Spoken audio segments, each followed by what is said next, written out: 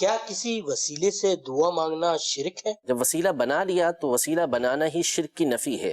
کیونکہ وسیلہ جب آپ نے اللہ کی بارگاہ میں پیش کیا تو اس کا مطلب ہے کہ جس کو آپ وسیلہ بنا کر اللہ کی بارگاہ میں پیش کر رہے ہیں اس کو آپ خدا نہیں مان رہے۔ جب آپ خدا نہیں مان رہے تو اس کا سیدھا سیدھا مطلب ہوا کہ آپ شرک نہیں کر رہے، کیونکہ شرک کا معنی یہ ہوتا ہے کہ کسی دوسرے کو خدا سمجھنا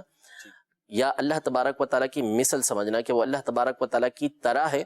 اس کو بولا جاتا ہے کہ یہ شرک ہے، یا غیر خدا کی عبادت کرنا۔ تو آپ مانگ اللہ سے رہے ہیں، اللہ کو خدا سمجھ رہے ہیں، اسی کو اپنا معبود برحق سمجھتے ہیں، اور کسی کو وسیلہ بنا کے اللہ کی بارگاہ کے اندر پیش کر رہے ہیں، تو پھر تو یہ سیدھی سیدھی شرک کی نفی ہو گئی۔ قرآن پاک میں اللہ جل شانہ ارشاد فرماتا ہے، یا ایھا الذین آمنوا اتقوا اللہ وابتغوا الیہ الوسیلہ، کہ اے ایمان والو اللہ سے ڈرو اور اس تک رسائی کے لیے وسیلے کو تلاش کرو، اس کی بارگاہ کے لیے وسیلہ تلاش کرو۔ تو اس میں خود اللہ تبارک و تعالیٰ نے وسیلہ تلاش کرنے کا حکم ارشاد فرمایا ہے۔ تو اب چاہے وہ ہمارے وہ اعمال جن کو ہم بظاہر نیک کہیں، بھلے وہ اللہ کی بارگاہ میں مقبول ہوئے یا نہ ہوئے، ان کو ہم وسیلہ بنا کر اللہ تبارک و تعالیٰ کی بارگاہ میں پیش کر سکتے ہیں۔ یعنی اگر کہیں کہ وسیلے سے مراد یہاں پر اعمال کو پیش کرنا ہے، تو ہمارے اعمال وہ ہیں کہ جن کی قبولیت کا ہمیں معلوم ہی نہیں،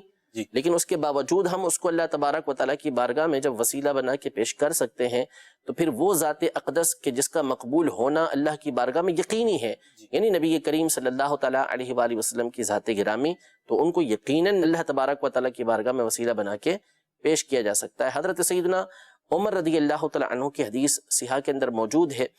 کہ انہوں نے اللہ تبارک و تعالیٰ کی بارگاہ میں عرض کی کہ اللہ عز و جل، ہم اپنے نبی کے ذریعے تجھ سے بارش طلب کیا کرتے تھے، اب ان کے چچا یعنی حضرت عباس رضی اللہ تعالیٰ عنہ کو وسیلہ بنا کر تیری بارگاہ میں پیش کرتے ہیں، اور پھر بارش کو طلب کیا جاتا تھا۔ تو یہ قرنن بعد قرنن ہمیشہ سے یہ سلسلہ چلتا ہوا آ رہا ہے کہ علماء، اولیاء، صلحاء، تابعین تک، صحابہ تک آپ چلے جائیں تو وہ وسیلے کے ذریعے اللہ تبارک و تعالیٰ کی بارگاہ میں دعا کیا کرتے تھے۔ اب براہ راست بھی اگر کوئی کسی اللہ کے ولی سے مانگتا ہے تو وہ بھی حقیقتاً ان کو وسیلہ بنا کر اللہ تبارک و تعالیٰ کی بارگاہ میں عرض کر رہا ہوتا ہے۔